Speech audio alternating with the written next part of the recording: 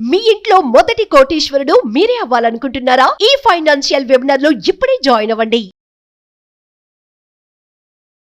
నమస్తే, welcome to Suman TV. ప్రస్తుతం మనతో పాటు ఉన్నారు బిజినెస్ అనలిస్ట్ నంది రామేశ్వరరావు గారు. నమస్తే సార్. సార్, అధ్యక్ష పదవి నుంచి దిగిపోతున్న జో బైడెన్ H1B వీసా నిబంధనల్ని తేలిక చేశారు. మరి ఇండియన్స్ అందరికీ కూడా గుడ్ న్యూస్ అంటున్నారు. దీన్ని ఎలా చూడొచ్చు అంటారు? డెఫినెట్గా గుడ్ న్యూస్. ఎందుకంటే అంతకుముందు ట్రంప్ ఆల్రెడీ కష్టాలు ప్రకటించాడు. అంటే జో బైడెన్ నార్మల్గా దిగిపోయే ముందు ఇలాంటి డెసిషన్ తీసుకుంటారని ఎవరు ఊహించలేదు. ఎందుకంటే ఆయన ఏమంటాడు, H1B వీసా ప్రాసెస్ని, ప్రొసీజర్ని అంటే లిబరలైజ్ చేశాడు, ఫ్లెక్సిబుల్గా ఎవరికి ఇబ్బంది లేకుండా ఈజీగా అయిపోయాడు. అదే 2 నెలల ముందు చేయడం, 2 నెలలు 1 నెల ముందు, ఆల్మోస్ట్ 1 మంత్ ఉంది, 30-40 days. సో అది చేసాడంటే మేబీ ఉన్నప్పుడు కొన్ని పనులు జరగలేదు అనుకుని నాకున్న ఒపీనియన్. మార్కెట్లో మంచిగా చేసుంటే ఆయన మళ్ళీ ఎలక్ట్ అయి ఉండేవాడు. కొన్ని దాంట్లో బ్యాక్లాగ్ ఉంది. సో దాన్ని కొద్దిగా కవర్ అవుతుందేమో అనే ఉద్దేశంతో ఇంట్రడ్యూస్ చేసి వెళ్ళే ముందు ఒక మంచి పని చేసిపోదాం. చాలామంది మీరు చూసుకుంటే, నేను రియల్ లైఫ్లో మొదట చాలా మైజర్గా ఉంటారు, ఖర్చు పెట్టరు. ఇక నేను 2 నెలలు 2 సంవత్సరాలు పోతానని డిస్ట్రిబ్యూషన్ మొదలు పెడతారు. అది చాలాసార్లు మా ఇంట్లో, అంటే చాలా ఇంట్లో చూశాను. మొదట ఏంటంటే నాకు ఉండాలి, పోతామని తెలిసిన తర్వాత ఎంతమంది చేస్తే అంత బెటర్. ఇప్పుడు రతన్ టాటా గారు పోయేటప్పుడు వీళ్ళేమో ఎలా రాసేది చూడండి, మనం చేసాం లాస్ట్ టైం. సో బైడెన్ తీసుకుంటే ఒకటే అపోజిషన్ పార్టీకి మళ్ళీ రూల్ మారుస్తారేమో అని ముందే పెట్టాడు. ఆ తర్వాత ఆయన ఉంచుతాడా మారుస్తాడా అనేది డిఫరెంట్. నేను ఉన్నంతకాలం అయితే ఉంటుంది. ఈ 1 month 1.5 monthలో చాలా జరిగిపోతాయి. వేల మంది క్యాండిడేట్స్కి రిలీఫ్ వచ్చేస్తుంది. ఎందుకంటే ఇప్పుడు చాలామంది ఇల్లీగల్ ఉన్నారని అంటున్నారు. ఆ ఇల్లీగల్ని రెగ్యులరైజ్ చేయమంటున్నాడు. సో బైడెన్ ప్రభుత్వం ఎప్పుడు కూడా రిపబ్లిక్ కాకుండా డెమోక్రటిక్ కాబట్టి, అయితే మా అమెరికాలో ఇప్పుడు ఓట్లు వేసినట్టు కూడా పబ్లిక్ కూడా ఎవరైతే డెమోక్రటిక్ వేసారో వాళ్ళు రిపబ్లిక్ వేసారు ఈసారి. ఎందుకంటే they are not happy with ఇప్పుడు సేమ్ కేసీఆర్ గవర్నమెంట్ చూసాం, అక్కడ వైఎస్ జగన్ గారి గవర్నమెంట్ చూసాం. They lost the elections. ఎందుకంటే దే సీ ఓటే మన సీట్ కూర్చోబెట్టడం తీయడం ఒకటే టైం పడుతుంది, ఎందుకంటే తక్కువ టైం పడుతుంది. They are not happy with the activities, చేసే పాలసీలు, procedure. Then they will have a Hydra చూసాం మనం ఎంత బ్యాక్లాగ్ అయింది. సో బైడెన్ అంతే ఇంత పాజిటివ్ మైండ్ ఎందుకు వచ్చిందని తెలియదు. ఎస్పెషల్లీ ఇండియాలో కొద్ది ఎఫెక్ట్ ఎక్కువ ఉంది, చైనాలో చైనా ఎక్కువ ఎఫెక్ట్ ఉంటుంది. ఎందుకంటే మన వాళ్ళందరూ ఐక్యూలో ఉంటారు. అయితే అక్కడ చాలామంది ఏమవుతుందంటే ఇల్లీగల్గా వెళ్ళి ఇప్పుడు రెస్టారెంట్స్, పెట్రోల్ పంప్స్, హాస్పిటల్ వీటిలో they not gone through correct procedure, ఇల్లీగల్గా ఎంట్రీ అయిపోయారు. మన మస్ గారు కూడా అదే అందుకని అపోజ్ చేస్తున్నారు. అది మన నెక్స్ట్ వీడియోలో మాట్లాడదాం. సో దీనివల్ల ఏమవుతుందంటే ఎవరైతే బార్డర్లో ఉన్నారో, లాస్ట్లో ఉన్నారో వాళ్ళు జంప్ అయిపోతారు. అంటే బార్డర్ డైరెక్ట్ లోనికి వెళ్ళిపోతారు. ఇప్పుడు బార్డర్లో ఆపేశారు.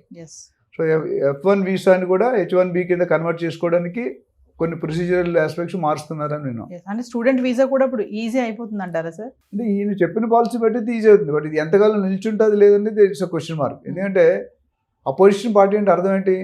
రూలింగ్ పార్టీ చేసేది అపోజ్ చేయడం, అపోజిషన్. అందుకని అపోజిషన్ పేరు వచ్చింది.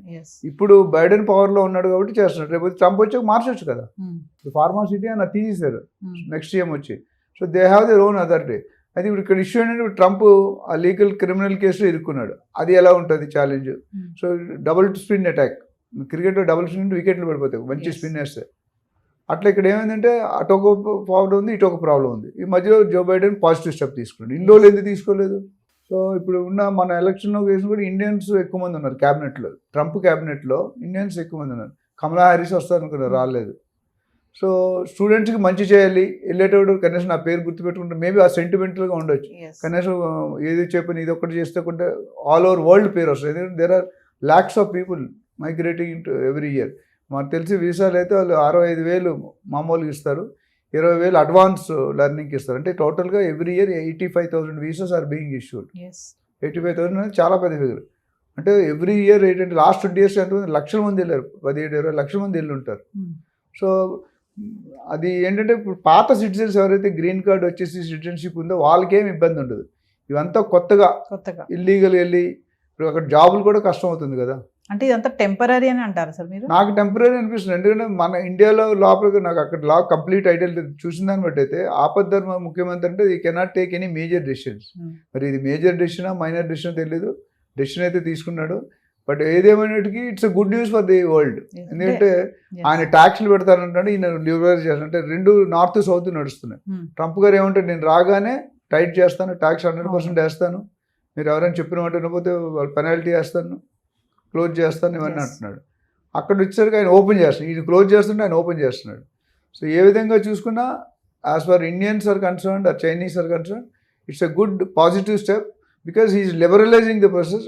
ఇల్లీగల్గా ఎవరున్నారో లీగల్గా మారే అవకాశం ఉంది. స్టూడెంట్ విషయాలు ఎవరున్నారో వాళ్ళు H1Bకి వచ్చే అవకాశం ఉంది.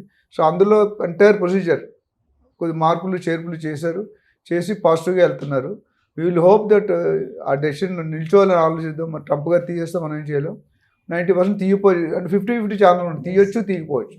ఎందుకంటే పాత ప్రెసిడెంట్ పెట్టిన తీయకూడదు, మరీ ఎగ్రెసివ్ ఉంటే తీసేస్తారు. అంటే ట్రంప్ కొంచెం నిబంధనలన్నీ కష్టంగా ఉంటాయి అని చెప్పేసి బిఫోరే ఈ నిర్ణయం తీసుకున్నారంటే ఏం చెప్తారు సార్? ఇప్పుడు లీడర్షిప్ స్టైల్లో ఒకళ్ళు బ్యూరోక్రాటిక్, ఆటోక్రాటిక్ రకరకాల లీడర్స్ ఉంటారు. So it go with the leader. ఇప్పుడు మన ప్రజెంట్ సీఎంని ఎన్ని మాట్లాడిన ఎక్స్పీరియన్స్ డైరెక్ట్గా వచ్చారు, ఆయన ట్రై చేసినట్టు చేయడానికి. Lot of opposition he's come. So మొదటికి ఇప్పటికి కరెక్ట్ చేసుకుంటారు, హైడ్రా కానీ మిగతా స్టెప్స్లో కానీ. మన ఇల్లు ఇవ్వడం అన్నీ జరుగుతున్నాయి కదా, రైతులు డ్యూస్ క్లియర్ చేయడం అన్నీ. So Trump is always different kind of leader, aggressive leader and దేశప్రేమ ఎక్కువ. మన వాళ్ళు బాగుపడాలి, మనం కడుపు నిండాక మిగతా వాళ్ళు కడుపు కోసం చూద్దాం. ఫస్ట్ మన కడుపు నిండకుండా వేరే వాళ్ళు కడుపు ఎందుకు నిండాలి అండ్ ఆయన ఎలక్షన్ గెలిచిందే ఆ నినాదంతో. First sign I'm going to make on immigration ప్రాసెస్లో. ఈ మధ్యలో జో బైడెన్ అనేది కొత్త ఇనిషియేటివ్. మొన్నటి వరకు ఈ టాక్ ఏమి లేదు, ఎన్నో వీడియోస్ చేసాం. సో పాజిటివ్గా ఐ థింక్ ఈ has some set in mind. ఏదో మైండ్ మాత్రం ఎవరు అడ్వైజ్ చేసి ఉండొచ్చు, లేకపోతే ఆయనకే స్వతహాగా ఉండొచ్చు, లేకపోతే ట్రంప్ చేస్తున్న ఈ హడావిడి బట్టి డెసిషన్ తీసుకుండొచ్చు, కొద్దిగా హెల్ప్ చేద్దాం, కొద్దిగా కంట్రోల్ చేద్దాం అన్నట్టు ఉండొచ్చు. అంటే సార్ ఇప్పుడు అమెరికాలో ఉన్నటువంటి బిజినెస్ ఏదైతే వ్యాపార సంస్థలు ఉంటాయో వాటిలో ఉన్నటువంటి కార్మికుల్ని ఫిల్ చేయడానికి కూడా ఈ డెసిషన్ తీసుకున్నారు అంటే ఏం చెప్తారు సార్? చేయొచ్చు. అంటే ఇది ఒక రీజన్ కాదు, 4-5 రీజన్లు ఉంటాయి. అందులో ఏ రీజన్ అనేది మనకు తెలియదు. అప్పుడు ఆ రీజన్ కావాలంటే నన్ను క్యాబినెట్లో పెడితే కనుక్కొని చెప్తాను నేను.